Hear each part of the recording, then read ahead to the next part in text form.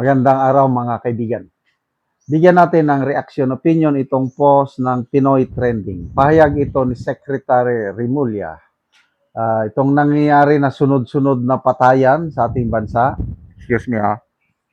Sabi niya, Secretary Rimulya, sinabing hindi na nakakatakot umuwi ngayon dahil sa ligtas na ang mga kalye.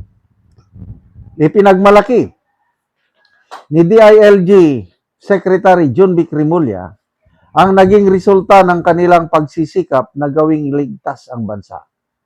Sa isang press briefing, sinabi ni Rimulya na nasa 80% na umano ang binawas ng krimen sa bansa. 80%. The country are safer than we've ever been and it will get better. Yung mga kababayan ngayon, nakakauwi na ng hindi takot. Dagdag pa niya. Dati, nakakatakot umuwi. Ngayon, I'm proud to say that cities are much safer.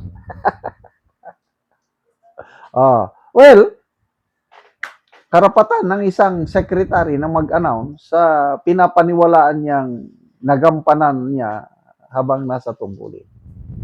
Ang problema, pinapaniwalaan ba siya ng taong bayan?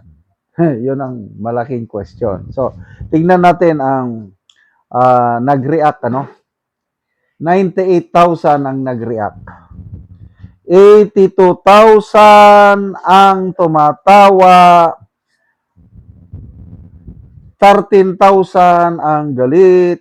1,200 lang ang nag-like sa kanyang pahayag. Ibig sabihin, 98% tinatawanan itong si SILG Rimulya. 2% lang ang naniniwala sa inyo, kagalang-galang na secretary. But anyway, wala kaming magawa. Kung yun ang paniniwala ninyo, sino ba yung Colonel Alan Ray Co, PIO, Public Information Officer ng Police. Sabi niya, this statistics do not lie. Siguro, naging sensational yung mga balita, yung sunod-sunod pagkamatay ng mga riders. Meron pang pro-government o BBM vlogger na biglang pinaslang. Naging sensational. But the statistics do not lie. Well, sige nga, wala kaming problema. Sa statistics ng pulis, pag yan ang lumalabas, edi sa inyo, mas safer. Kaya lang sa taong bayan, lalo na yung mga riders, hindi nyo maalis ang takot sa kanila. Hindi lang riders, pati mga commuters. Tingnan nyo yung nangyari. Yung diehard supporter ng Pangulong Marcos Jr. na si Mima Alicia, bakit biglang binaril sa kanyang bahay mismo, sa inupaang bahay? Yun ba ang safer? Riders, magkasunod. Caloocan, mamaya, Cavite. Kaya naawa ko sa isang post. Pinicturan yung rider, helmet. May nakalagay na apila sa kanyang likod ng helmet. Sinulat niya ang kamay, nilagay, pinicturan ng kanyang pasahero, then pinost sa social media. Anong nakalagay doon? Buntis ang aking asawa. Sana huwag niyo akong saktan. Ano yon? Ligtas? Hindi. Natatakot ang mga riders natin, motor taxi riders. Of course, hindi lang sila. Kahit saang lugar kasi ngayon, perception ng nakakarami, hindi na ligtas. Kasi bumalik na yung dati. Malala ko yung kwento ng aking kaibigan na US Navy. Nung bago umupo si Duterte, kita niya, magulo ang Pilipinas. Kaya kumuha siya ng lisensyadong baril. Pag nasa Pilipinas siya, lumalabas, dala-dala niya yung baril niya. Kasi nakikita, ang daming standby, ang daming adictos benedictos sa lugar nila. Kaya nabigla daw siya, nung nanungkulan na si PRRD, biglang nawala yung mga standby, yung mga hari-hari sa kanilang lugar. Bigla daw tumahimik. Kaya ang kwento ng kaibigan ko, yung kanyang license firearm, ibinigay. Hindi ko na yan kailangan. Binigay niya na kung kaninong kaibigan niya.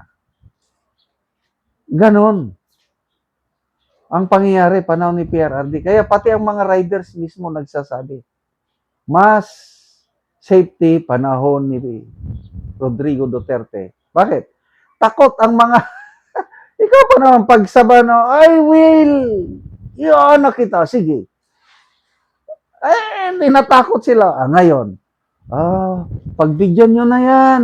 Yung mga nag-hit-hit, para lang hindi makatulog sa overtime, pagbigyan nyo, hindi. Sa sobrang bait yung approach ng administrasyong ito, kaya wala nang takot ang mga. So, mas ligtas? I don't know. But itong reaction, ito na, it says all.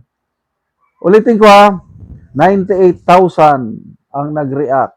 82,000 tumatawa, 13,000 ang galit. 1,200 lang nag-like. Wala nang kapanipaniwala itong mga sinasabi ni Secretary John Vic Rimulya. Comments.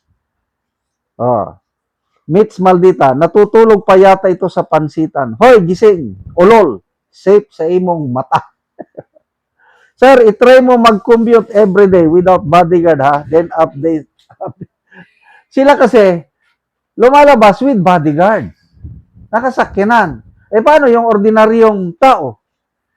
Ako, naranasan ko yan. Alam ko kung gaano kadelikado mag-ano. Nung nasa serbisyo pa ako, may mga escort ako. Nung nawala na yung, nag-retire na ako, wala na akong escort. Delikado na. Kailang panahon ni Tatay Digong talagang feeling ko, safe na safe ako noon kahit saan, kahit anong oras ng gabi. Ngayon, hindi na. Salamat mga kaibigan sa inyong pagsubaybay sa channel na ito. Nakakatulong kayo ng malaki sa tribong Talandig ng Bukidnon dahil ang income natin sa channel na ito is pantulong sa tribo. Namimigay tayo ng libreng yero at pako para makapagpatayo sila ng mas maayos na tirahan. Panoorin niyo ang video na ito. Ako diri sa balay ni Gary nga dagahay nga taga barangay Tikalaan, Purok 3, San Alahay, Talakag, Bukidnon.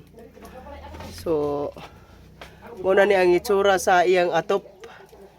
Mga karaan na gyud kaayo.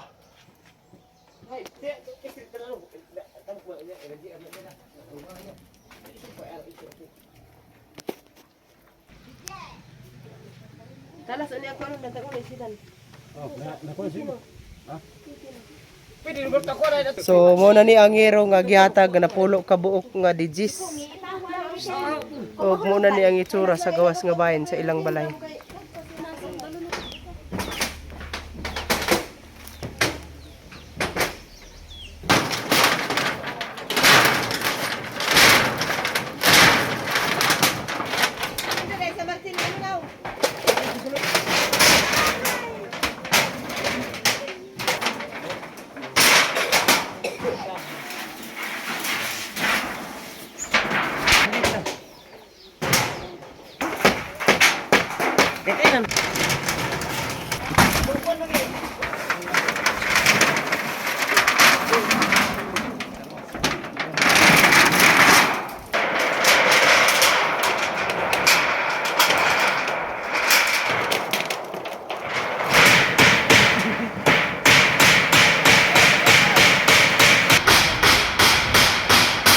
Magpasbilin. O karon humanagid sa pag-atop ang ginatabang nga yero. Sa Ginoo nga tabang nga gitagaan og sin. Ang atop nga kuan ani buslot. Dako nga pasalamat. masalamat sa inyong sponsor sa sin. Salamat kayo. Salamat kayo nga dako.